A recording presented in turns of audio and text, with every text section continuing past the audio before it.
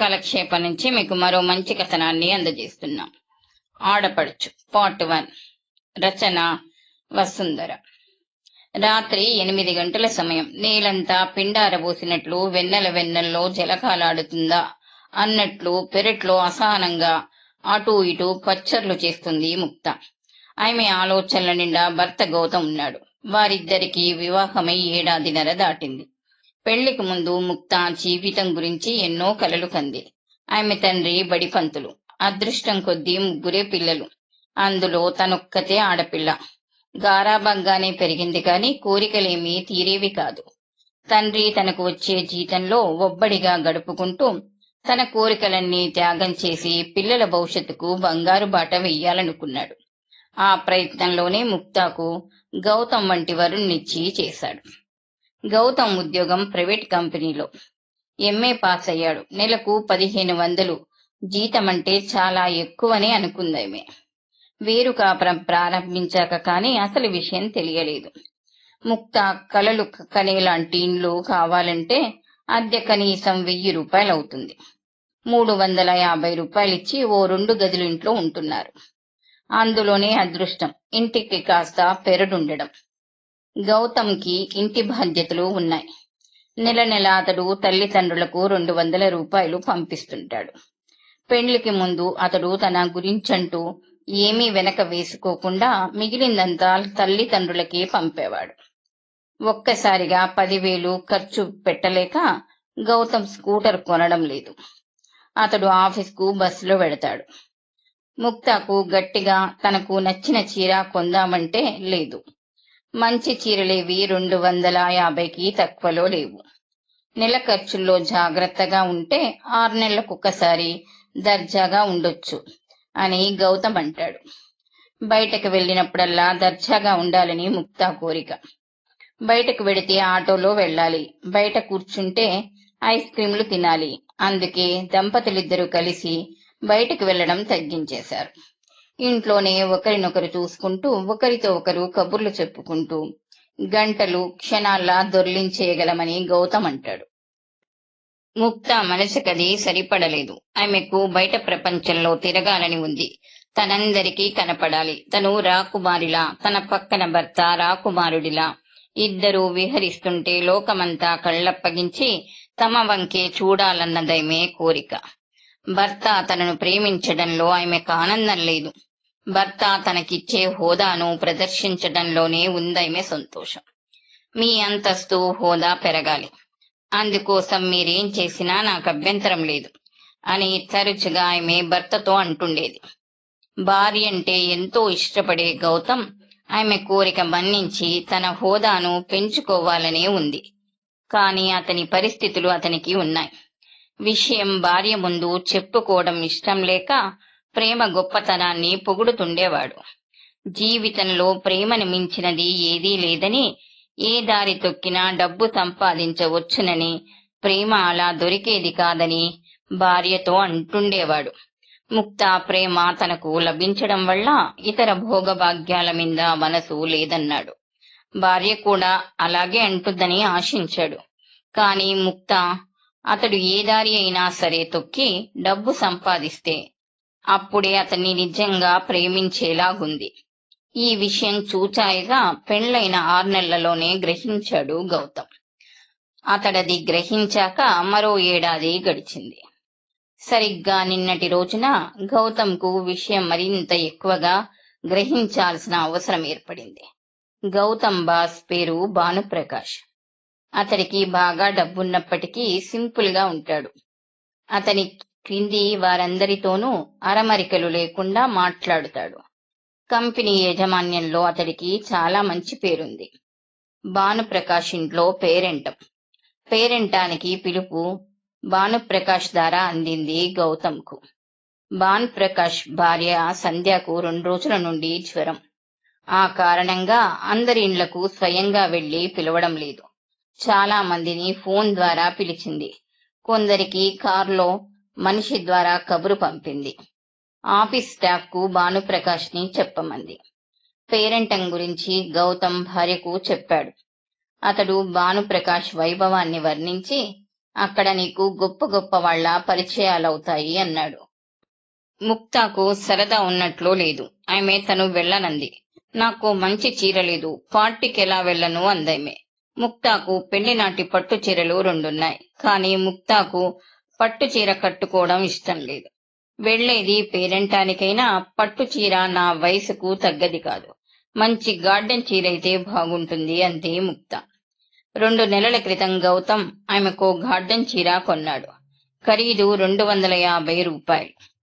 గొప్ప వాళ్ళింటికి పేరంటానికి వెడుతూ నగలేసుకోకుండా ఎలా? పెళ్లికి మా నాన్న చేయించిన నీళ్లపురాళ్ల నక్లీస్ వేసుకుంటారు. దానికి మ్యాచింగ్ ఉంగరం కూడా ఉంది. ఈ 2 ఉన్న వాటికి మ్యాచింగ్ చీర లేకపోతే ఏం బాగుంటుంది? అప్పుడు కొన్న గార్డెన్ చీర లేత పసుపు రంగుది అంది ముక్త. అంటే ఇప్పుడు నీలం రంగులో గార్డెన్ చీర కొనాలి. వెళ్లేది గొప్పింటి పార్టీకి కాబట్టి చీర ఖరీదు 350కి తగ్గకూడదు. పాత చీరతోనే సరిపెట్టుకోవాలంటే అందుకు ఆమె సిద్ధమే. దానికి మ్యాచింగ్ రాళ్ల నక్లేసు ఉంగరం కావాలి. కాకి బంగారం ఆమెకు పడదు. చీర రంగు నిర్ణయమైతే మ్యాచింగ్ జోళ్లు కూడా కొనుక్కోవాలనుకుంటుంది ఆమె. గౌతమ్ అప్పుడు తనకొచ్చిన ఇబ్బందులన్నీ ఆమెకు ఏకరువు పెట్టుకుని, నీకోసం కొండమింద కోతిని దింపాలని ఉంటుంది నాకు. నీ అంత అందమైన భార్యనిచ్చిన దేవుడు నిన్ను సంతోషపెట్టే శక్తినివ్వలేదు అని బాధపడ్డాడు. ముక్త అతడి జుత్తులోకి వేళ్లు పోనిచ్చి ఎంతో ప్రేమగా, పోనీలెద్దురు, నాకు మీ ప్రేమ అభిమానాలు చాలు, పేరంటానికి వెళ్ళకపోతేనే అంది.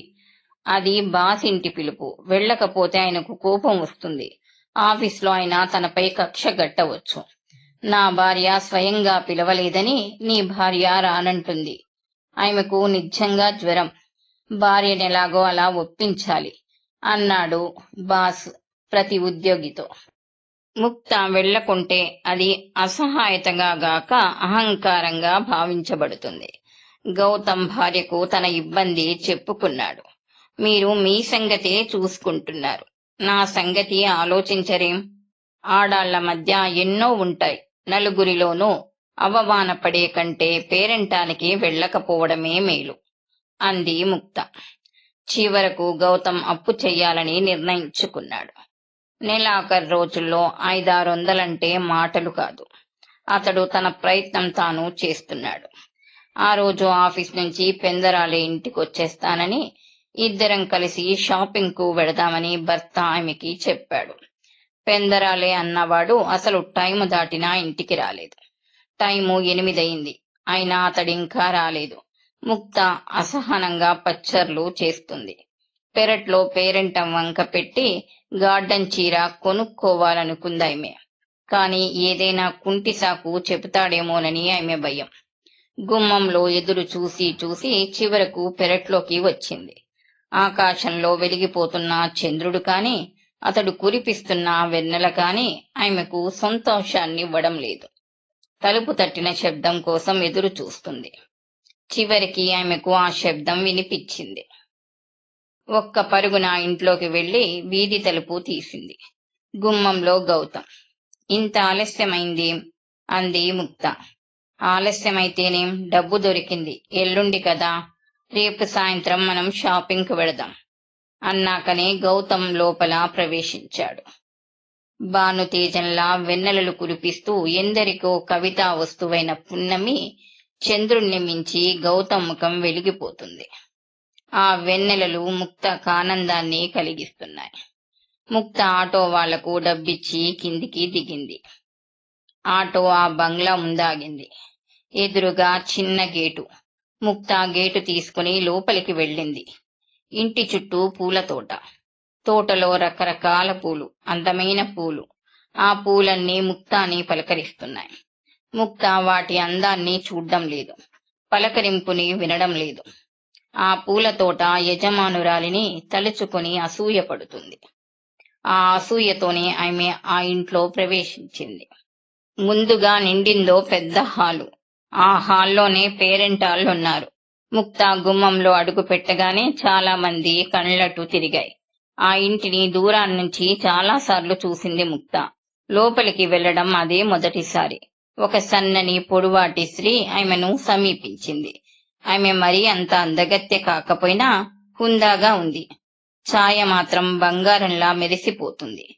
ఆమె కనులలో కనిపించని విషాదం. అది కూడా ఆమె కందాన్నే ఇచ్చింది. నేను మిసెస్ భానుప్రకాష్, అంటే సంధ్య. మీరు మిసెస్ గౌతమ్ కదూ? మీ పేరు అందైమే, ముక్త. మీ అందానికి తగ్గ పేరు అందైమే. తను మిసెస్ గౌతమ్ అని ఆమెకెలా తెలిసిందా అని ఆలోచిస్తూ లోపలికి అడుగుపెట్టింది ముక్త. దూరంగా నిర్మల కనపడింది. నిర్మల సదానందం భార్య. సదానందం గౌతమ్కు సీనియర్ కొలీగ్. వారందరికీ చాలా కాలం నుంచి పరిచయం ఉంది. నేను ఫలానా అని నిర్మల చెప్పి ఉంటుంది అనుకుంది ముక్త. అయితే నిర్మల ముక్తను పలకరించలేదు. ఆమె వంక చూడలేదు. అక్కడ పెత్తనం చెలాయిస్తూ హడావిడి పడిపోతుంది. తనకు లభించిన కొత్త పదవిని నిర్వహించడంలో ఉన్న ఆనందం ఎరిగి ఉన్న వారిని పలకరించడంలో ఆమెకున్నట్లు లేదు. సంధ్య ఆమెను కాస్త లోపలకు తీసుకెళ్లి ఓ కుర్చీలో కూర్చోమని చూపించింది. ముక్త కుర్చీలో కూర్చుంది. కొత్త మోడల్ ఫైబర్ గ్లాస్ కుర్చీ అది. రంగురంగుల చీరల్లో ఆడవాళ్లున్నట్లే ఆ కుర్చీలు కూడా వివిధ రంగుల్లో ఉన్నాయి. కుర్చీలో కూర్చుంటే మెత్తగా సోఫాలో కూర్చున్నట్లుంది. చాలా ఉన్నాయి, కొన్నారో అద్దెకు తెచ్చారో అనుకుంది ముక్త. సంధ్య అక్కడి నుంచి వెళ్లిపోయింది. ముక్తకు పక్కనే కూర్చున్న ఒక ఆమెను పలకరించి మిమ్మల్ని ఎప్పుడూ చూడలేదు అంది. నేను అంతే అంది ముక్త. పక్కనున్న ఆవిడ దెబ్బతిని నా పేరు సరళ, మా వారు రావ్ అండ్ రావ్ కంపెనీలో మేనేజింగ్ డైరెక్టర్ అంది. ముక్త అలాగా అనేలోగానే ఆమె తన భర్త గురించి చాలా వివరాలు చెప్పుకుని ముక్త గురించేమీ అడగలేదని గుర్తించిందో ఏమో. మీ వారేం చేస్తున్నారు అని అడిగింది. తటపటాయిస్తూనే చెప్పింది ముక్త. ఓహో అంది సరళ. తర్వాత ఆమె తనకటు పక్కనున్న మరో స్త్రీతో మాట్లాడడం ప్రారంభించింది. తన హోదా తెలియగానే సరళకు తనపై ఆసక్తి నశించిందని గ్రహించిన ముక్తకు మనసు చివుక్కుమంది. అప్పుడామె అక్కడున్న ఒక్కొక్కరిని పరిశీలిస్తుంది. ప్రతి వారి ముఖంలోనూ డబ్బు కళ స్పష్టంగా కనపడుతుంది. కాని వారందరిలోకి తనే అందంగా ఉంది. ఇంకా చెప్పాలంటే తను హీరోయిన్ లాగా ఉంది. అక్కడ చాలా మంది స్త్రీలు గుంపులు గుంపులుగా చేరి మాట్లాడుకుంటున్నారు. ముక్తకు తోడెవ్వరూ లేరు. ఎవరైనా కొత్తవారు రాగానే చాలా మంది ఆమె చుట్టూ చేరుతున్నారు. సరళ తన హోదా గురించి చెప్పేస్తుందేమో. ఎవ్వరూ తన పక్కకు రావడం లేదని ముక్త అనుకుంది. ఆ సమయంలో అక్కడికో యువతి ప్రవేశించింది. ఆమెకు సుమారు 30 ఏండ్లుంటాయి. సుమారైన అందగత్తె ఆమె. మనిషి హుందాగా గంభీరంగా ఉంది. ఆమె లోపలకు రాగానే సంధ్య ఆమెను రిసీవ్ చేసుకుందుకు వెళ్ళింది. రా పావని అందామె. ఆ మాటలు హాల్లో అందరికీ వినిపించాయి. సంధ్య పావనిని హాల్లో కుర్చీలో కూర్చోపెట్టకుండా లోపలి గదిలోకి తీసుకుని వెళ్ళింది. హాల్లో ఒక్కసారి నిశ్శబ్దం. ముక్త ఆశ్చర్యపడింది. ఎవరి పావని వస్తూనే ఇక్కడింత నిశ్శబ్దాన్ని ఎలా సృష్టించగలిగింది? సంధ్య ఆమెను ప్రత్యేకంగా లోపలికెందుకు తీసుకెళ్ళింది? పక్కనున్న సరళ మరో ఆమెతో అంటుంది, పావని అంట పావని, కనీసం పేరు మార్చుకోవాలి అని అయినా తోచలేదు. బాగా చెప్పారు. మనమైతే జరిగిన దానికి నుయ్యో గుయ్యో చూసుకునేవాళ్లం అంది సరళ పక్కనున్న ఆమె. ముక్త కుతూహలం చంపుకోలేక ఎవరండి ఆ పావని అని సరళని అడిగింది. ఆ ప్రశ్నకు సరళ ముందుగా చెలించలేదు. అయితే తనకు గొప్ప అవకాశం వస్తున్నదని వెంటనే ఆమె గ్రహించి ఉండాలి. ముక్త వైపు తిరిగింది. స్నేహభావంతో పలకరించడానికి మనిషి తన చుట్టూ ఎన్నైనా అడ్డుగోడలు నిర్మించుకుంటాడు. కాని సాటి మనిషిని కించపరచటానికి అదే మనిషి ఎన్ని మెట్లైనా దిగి రావడానికి సంకోచించడు. సరళ నోట ముక్త పావని కథ వింది. పావనికో ప్రియుడున్నాడు. పెళ్లికి ముందే వాళ్ళిద్దరికీ సంబంధం ఏర్పడింది.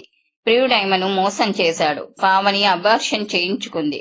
అబార్షన్ చేసుకున్నా ఆమె క్యారెక్టర్ అంటే ఇష్టపడి పెళ్లి చేసుకున్నాడు. అలా కొన్నేళ్లు గడిచాయి. ఎక్కడికో పోయినా పావని ప్రియుడు తిరిగొచ్చాడు.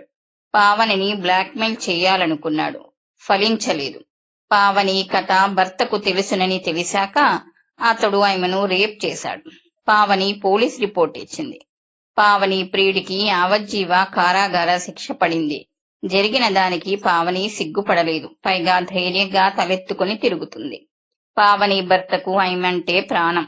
అతడు బహుశా నపుంసకుడు అయి ఉండాలి. లేకుంటే చెడిన ఆడదాన్నెందుకు పెళ్లి చేసుకుంటాడు? ఆ తర్వాత ఆమె అత్యాచారానికి గురైతే ఎందుకు మన్నిస్తాడు? అనాదిగా మగాడి వంచనకు, అత్యాచారానికి గురవుతుంది ఆడది. నా ధైర్యం, నా భర్త సహనం అవాంఛకులకెదురు దెబ్బ. మహిళామణులకు కొత్త ఊపిరి అంటుంది పావని. పావని భర్త అస్తవాసి మంచిది కాబట్టి సమాజంలో ఆయన్నెవ్వరూ చిన్నచూపు చూడ్డం లేదు. కానీ సాంప్రదాయానికి విలువనిచ్చే సమాజంలో పావని పతితగానే గుర్తించబడుతుంది. ఎందరో ఆమెను వెలివేశారు. ఎక్కువ పార్టీలకు పావని రాదు. సాటివారు వేసే ప్రశ్నలామె భరించలేదు. ప్రశ్నలు వెయ్యని చోట వారి చూపులను కూడా ఆమె భరించలేదు. నేనేమీ తప్పు చేయలేదు. ఓ పురుషుణ్ణి నమ్మి ప్రేమించి నా తనువు అర్పించాను. అతడు నన్ను మోసం చేశాడు. తర్వాత నాకు పెళ్లయింది. నిండు మనసుతో నా భర్తను ప్రేమించాను.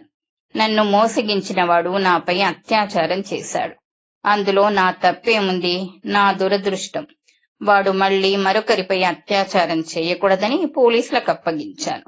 సమాజం నా ధైర్యాన్ని అభినందించాలి అంటుంది ఆమె ధైర్యం సాటి ఆడవారిలో ఆమెకు సానుభూతి లేకుండా చేసింది. ఎవరి విషయం ఎలాగున్నా సంధ్య పావనిని ప్రతి పేరంటానికి, పార్టీకి పిలిచి తీరుతుంది. పార్టీలో ఇతరులెవ్వరికీ పావని రాక గిట్టదని ఆమెకు తెలుసు. అందుకే ఆమెను ప్రత్యేకంగా లోనికి పిలిచి వాయనాలిచ్చి ముందుగా పంపేస్తుంది. ఆమె వెళ్లిపోయాకనే అసలు ఫంక్షన్ ప్రారంభమవుతుంది. పావనికి సిగ్గులేదు. తన్ను చూసి నవ్వుకుంటారని తెలిసి కూడా పిలిచిన ప్రతి చోటుకు వెడుతుంది. పావనికి అహంకారం. నలుగురిని పిలిచి పలకరించి స్నేహం పెంచుకోవాలని చూడదు. తనతో స్నేహం కోరేవారు తననే పలకరించాలనుకుంటుంది. సంధ్యకు పావనితో స్నేహం ఎందుకో తెలియదు. పావని భర్త సంధ్యకు ఫ్యామిలీ డాక్టర్ కూడా కాదు.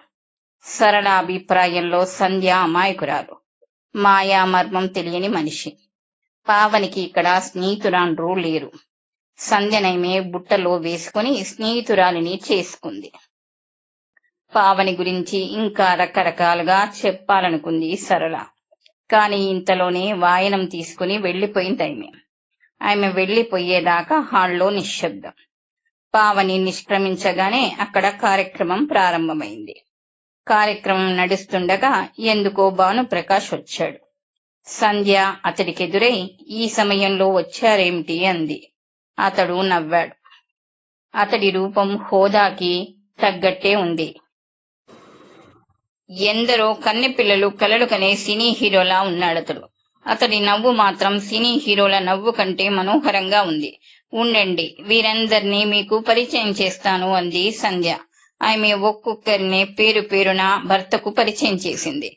వారిలో చాలా మంది భానుప్రకాష్ కు తెలుసు. తనకు తెలియని వారి వంక అతడు కుతూహలంగా చూస్తున్నాడు. తనను పరిచయం చేయగానే నమస్తే అన్నాడతడు. నమస్తే అంది ముక్త. క్షణకాలం ఇద్దరి చూపులు కలిశాయి. అతడి చూపుల్లో అయస్కాంతం వంటి ఆకర్షణ చూసింది ముక్త. భానుప్రకాష్ లోపలికి వెళ్లిపోయాడు. సరళ పావని అయితే నమస్తే చెప్పి ఊరుకోదు, షేక్ హ్యాండ్ ఇస్తుంది అంది. నలుగురైదుగురు నవ్వారు. మన సాంప్రదాయమంతా ఆడదాని పవిత్రతలో ఉంది. అది నిలుపుకొని నాడు మనం కాదు అంది ఇంకొక ఆమె. ముక్త కూడా ఆ సంభాషణలో ఆసక్తిగా పాల్గొంది. డబ్బున్న వారికి లేనివారు చులకన, అధికారమున్న వారికి లేనివారు చులకన, నీతిపరులకు అవినీతి పరులు చులకన. కాని లేని వాళ్ల శ్రమతో ఉన్నవాడి దగ్గర డబ్బు చేరుతుంది. ఊరు పేరు లేని సామాన్యుడు ఓటు మరో సామాన్యుణ్ణి అధికారిగా మార్చుతుంది. ఫలితంగా అవినీతి పరులు నీతిపరులను శాసిస్తున్నారన్న విషయం తెలిసి కూడా గ్రహించరెవ్వరు. మనను పాలించేవాడిలో అవినీతి ఉంది. మనకు పాఠం చెప్పేవాడిలో అవినీతి ఉంది. మనం బ్రతికే బ్రతుకులో క్షణం క్షణం అవినీతి ఉంది. కాని ప్రతివాడు తను నీతిపరుణ్ణనే అనుకుంటాడు. ముక్త ఈ ఫక్కీలో ఆలోచించడం లేదు. ఆమె పావని గురించి ఏహభావాన్ని పెంచుకుంటుంది. ఎంత నమ్మిస్తే మాత్రం పెళ్లికి ముందే పరాయి మగాడితో ఎందుకు సంబంధం పెట్టుకోవాలి? అందులో ఆమె మానసిక బలహీనత ఉంది. ఆ బలహీనతనే సమాజం తప్పుపడుతుంది. ఒకసారి మోసగించిన ప్రియుడు తిరిగి ఆమెను బలత్కరించగల ఏకాంతాన్నెలా పొందాడు? ఆమె అతడికి అలాంటి అవకాశం ఎలా ఇచ్చింది? పావనిలో ఏదో బలహీనత ఉంది. పాత ప్రియుణ్ణి ఆమె మరిచిపోలేకపోతుంది.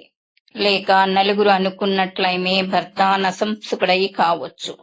తన కోరికలను చంపుకోలేక, మనసును అదుపులో పెట్టుకోలేక ఆమె పాత ప్రియుడితో తిరిగి సంబంధం పెట్టుకుని పట్టుబడితే దాన్ని బలవంతంగా మార్చి ఉంటుంది అని భావించి ఛీ, ఎలాంటి ఆడది! క్రమంగా పేరెంటం ముగిసింది. వచ్చిన వారిలో చాలా మందిని వెనక్కు తీసుకుని వెళ్లడానికి కార్లు వచ్చాయి. తను లేచింది ముక్త. మొదటిసారి వచ్చారు, కాసేపు కూర్చోండి అంది సంధ్య. ముక్త ఆమె బలవంతం చేయగా కాదనలేకపోయింది. అంతా వెళ్లిపోయాక సంధ్య ముక్త మిగిలారు. అప్పుడు సంధ్య ముక్తను ఆమె గురించిన వ్యక్తిగత వివరాలు అడిగింది. మొదట్లో తటపటాయించిన క్రమంగా సంధ్యతో మంచి స్నేహితురాలిగా ఒక్కొక్కటిగా కుటుంబ విశేషాలు చెప్పింది ఆమెకు ముక్త. తన కుటుంబం గురించి చెప్తున్నప్పుడు ముక్త కళ్లల్లో కనపడ్డ మెరుపును చూసింది సంధ్య. మధ్యతరగతి కుటుంబాల్లో ఆర్థిక సమస్యలున్నప్పటికీ అభిమానాలు, ఆత్మీయత వాటిని కమ్మేస్తాయి అంది సంధ్య. ముక్త అవును, అమ్మన్నా, నానన్నా, అన్నయ్యలన్నా నాకెంతో ఇష్టం అంది. నాకు అంతే. నేను మధ్యతరగతి నుంచే వచ్చాను. మా వారు కూడా మధ్యతరగతిలోనే పుట్టి పెరిగారు. ఇప్పుడు ఐశ్వర్యం పేరుకున్నప్పటికీ మేము వీలైనంత సింపుల్ గా ఉంటాం. మాకిద్దరు పిల్లలు, ఇద్దరు స్కూల్కు వెడుతున్నారు. వాళ్లని కూడా మధ్యతరగతి వాతావరణంలోనే పెంచాలన్నది మా కోరిక. అందుకే తరచూ మేము బంధువులిళ్లకు వెడుతుంటాం. స్నేహం కూడా ఎక్కువగా మధ్యతరగతి వారితోనే అంది సంధ్య. ఆమె మాటిమాటికి మధ్యతరగతి అంటుందే. ముక్తాకి అది తనని ఉద్దేశించి అన్నట్లనిపిస్తుంది. సంధ్య తనకంటే చాలా ఎత్తులో ఉన్నదనిపిస్తుంది. ఈ తరహా సంభాషణ ఆమెకు నచ్చలేదు. మాట మార్చడం కోసం ఆమె పావని ప్రసక్తి తెచ్చింది. సంధ్య ముఖం పాలిపోయింది. పావని గురించి మీకెవరు చెప్పారు అందామె. ఇక్కడ చేరిన వాళ్లంతా ఆమె గురించే మాట్లాడుకుంటున్నారు. మీరు మంచివారు కాబట్టి గాని ఆమె వంటి వారితో స్నేహం ఎవరు చెయ్యరన్నారు. పావని చేసిన తప్పేమిటో వాళ్ళు మీకు చెప్పారా? ముక్త పావని గురించి తను విన్నదైమకు చెప్పి ఇది నిజమేనా అంది. నిజమే, కాని మీకందులో తప్పు కనపడుతుందా? ఊ అంది ముక్త. ఆలోచించకుండా వెంటనే ఊ అనడం కాదు, కాసేపు ఆలోచించి చెప్పండి. ఇందులో ఆలోచించడానికేముంది? బలహీనతను జయించడంలోనే సంస్కారం ఉంది. సంస్కారం బలహీనతను జయించడంలో కాదు, మన్నించడంలో ఉంది. పావని పరిస్థితులు మీకే ఏర్పడితే ఏం చేసేవారు అంది సంధ్య. ఆ పరిస్థితులు ఆమె ఆహ్వానించింది. పెళ్లయ్యే వరకు నాకు పరాయి మగాళ్లతో పరిచయమే లేదు. పోనీ ఇంట్లో ఏ భావో ఉంటే? ముక్తాకు తన భావ గుర్తొచ్చాడు. అతడు తనకంటే 2 ఏళ్లు పెద్ద. 1-2 సార్లు అతడు తనకు దగ్గరగా రావటానికి ప్రయత్నించాడు. ఆమె సాగనివ్వలేదు. ఎవరైనా మనమిస్తేనే అవకాశం అంది ముక్త నమ్మకంగా. సంధ్య తను నవ్వేసి మీవి ఖచ్చితమైన అభిప్రాయాలు. ఇలాంటి వారితో మాట్లాడడం మా వారికి చాలా ఇష్టం. కాసేపు ఉండకూడదు అంది. ముక్త తడబడుతూ నేను వారితో ఏం మాట్లాడగలను అంది. ఈ మాట వారితో మాట్లాడాక అందురు కాని అంది సంధ్య. ఇద్దరూ ఓ గదిలోకి వెళ్లారు. గదిలో 4 సోఫాలు, 2 అద్దాల బీర్వాలు ఉన్నాయి. ఒక సోఫాలో కూర్చొని భానుప్రకాష్ చదువుకుంటున్నాడు. మా వారి రీడింగ్ రూమ్ ఇది అని అంది సంధ్య.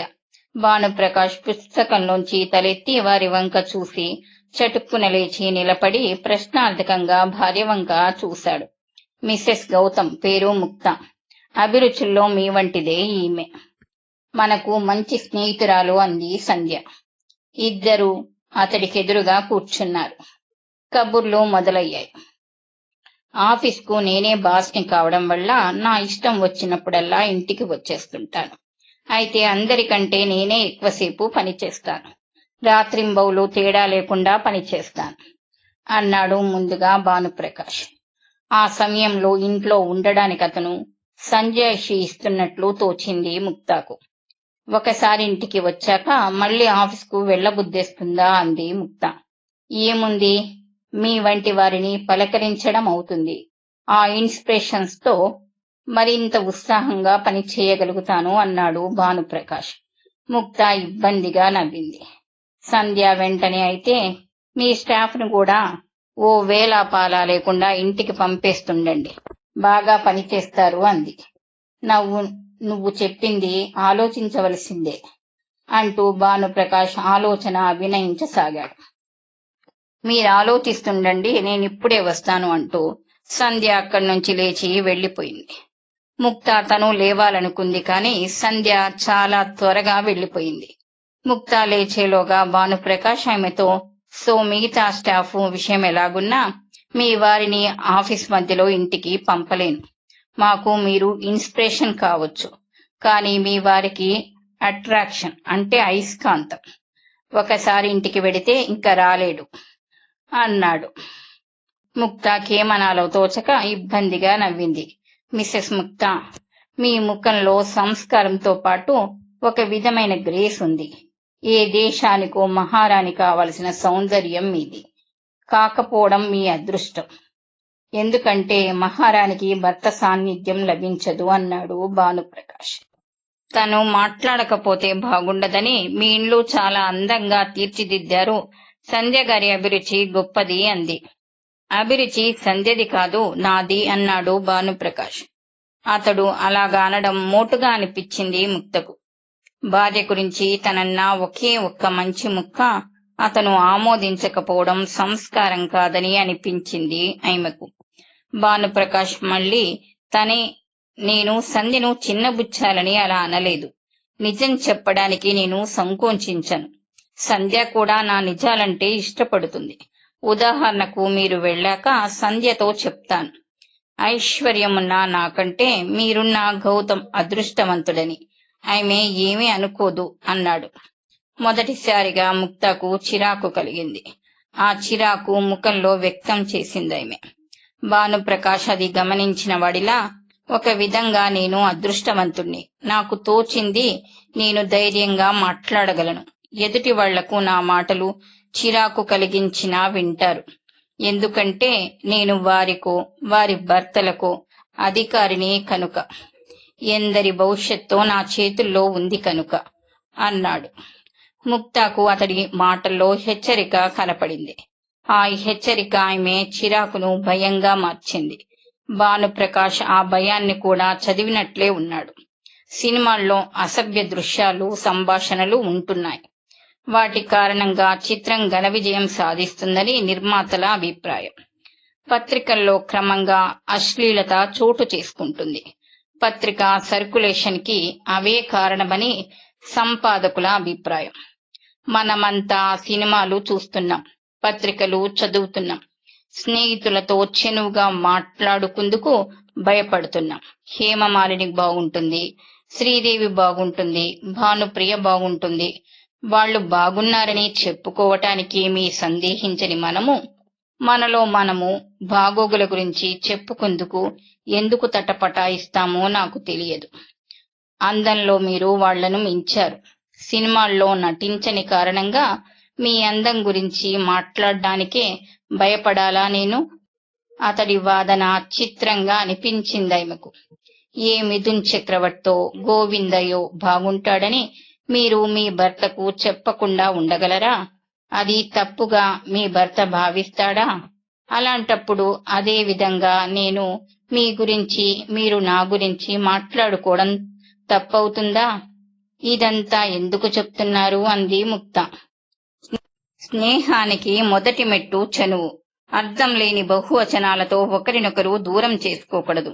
నేను నిన్ను నువ్వంటాను, నువ్వు నన్ను నువ్వను. ఆ విధంగా మనము స్నేహితులమవుతాం. మన స్నేహం నా మానసిక వికాసానికి, మీ ఆర్థిక వికాసానికి మంచిది. నాతో స్నేహాన్ని ఆశించే వారెందరో ఉన్నారు. కానీ నేను నాకు నచ్చిన వారితోనే స్నేహం చేస్తాను. నాకు నువ్వు నచ్చావు అన్నాడు భానుప్రకాష్. ముక్తకేం చెప్పాలో తెలియలేదు. అతడికి చెనువు ఆమె ఇచ్చిందిగానే పరిణమించింది. భానుప్రకాష్ మళ్ళీ, నువ్వు బహుశా నా సంస్కారం గురించి ఆలోచిస్తుంటావు. నా సంస్కారం గొప్పది. ఆడవాళ్లను స్నేహితులుగా చూడగలను. నా స్నేహితుల గురించి నా భార్యతో మామూలుగా మాట్లాడగలను. అదే విధంగా ఆమె స్నేహితుల గురించి వినగలను. నా సంస్కారం గురించి ఆలోచించే ముందు ఈ సంభాషణను నీ భర్తకు చెప్పుకోగలవేమో ఆలోచించు. అతడి సంస్కారం గురించి తెలుస్తుంది నీకు అన్నాడు. ముక్తకి అంతా అయోమయంగా అనిపించింది. భానుప్రకాష్ మనసులో ఏదో దురుద్దేశం ఉన్నట్లు లీలగా అనిపించింది. నేను మధ్యతరగతిలో పుట్టి పెరిగాను. మధ్యతరగతి గురించి నాకు క్షుణ్ణంగా తెలుసు. మధ్యతరగతి అంటే నాకెంతో ఇష్టం. కానీ మధ్యతరగతిలో కొన్ని లోపాలున్నాయి. వారిలో నిజాయితీ లేదు, సాహసం లేదు. నేను జీవితంలో పైకి రావడానికి మధ్యతరగతి లోపాల్ని అధిగమించగలగడమే కారణం. నువ్వు అంతే. తలుచుకుంటే కార్లల్లో తిరగగలవు, మేడల్లో మసలగలవు, ఫోన్లల్లో మాట్లాడగలవు. మధ్యతరగతి లోపాల్ని జయించాలి అంతే. నా స్నేహం నీకందుకు సహకరిస్తుంది. ముక్త సహనానికి అంతం వచ్చింది. ఆమె లేవాలనుకుంటుండగా అక్కడికి వచ్చింది సంధ్య. ఆమె చేతిలో ట్రే ఉంది. ట్రేలో 3 గ్లాసుల ఆరెంజ్ జ్యూస్ తో వచ్చింది సంధ్య. చాలా ఆలస్యమైంది అంది ముక్త ఇబ్బందిగా. మా వారు మిమ్మల్ని కారులో డ్రాప్ చేస్తారు అంది సంధ్య. మిమ్మల్ని అనకు. ఆమె ఈ క్షణం నుంచి మన స్నేహితురాలు అంటే చెనువుగా నువ్వు అను. అక్కా చెల్లెల్లా మసలండి. భలేవారే, నేను బయటకు వెళ్లినా కాసేపట్లోనే ఏ మంత్రం వేశారండి అంది సంధ్య ఆశ్చర్యం ప్రకటిస్తూ. ముక్త ధైర్యం తెచ్చుకొని భార్యాభర్తను ఏమండి అంటే చెనువు, పరాయి వాళ్ళంటే పోతుంది అంది. భార్యాభర్తల అనుబంధం వేరు. వారిని మాటల్లో జయించడం కష్టం అంది సంధ్య. ముగ్గురు జ్యూస్ తాగారు. నేనొక్కతినే వెళ్ళగలను అంది ముక్త. వద్దు, నిన్ను నేనే ఉంచేశాను. నిన్ను ఇంటి దగ్గర దింపడం నాది బాధ్యత. ఎవరైనా చూస్తే బాగుండదు అంది ముక్త. సంధ్య నవ్వి, ఎందుకు బాగుండదు? కారులో నేను వస్తున్నానుగా అంది. మీరు వస్తున్నారా అంది ముక్త ఉత్సాహంగా. అంతలోనే అనవసరంగా మీకెందుకు శ్రమ అంది మొహమాటానికి. శ్రమ కాదు, ఇట్ ప్లెజర్ అన్నాడు భానుప్రకాష్. ముక్త ఉత్సాహంపై నీళ్లు చల్లినట్లయింది. ఆమె సంధ్య వంక చూసింది. సంధ్య ముఖము గంభీరంగా ఉంది. తర్వాయి భాగం వచ్చే వీడియోలో.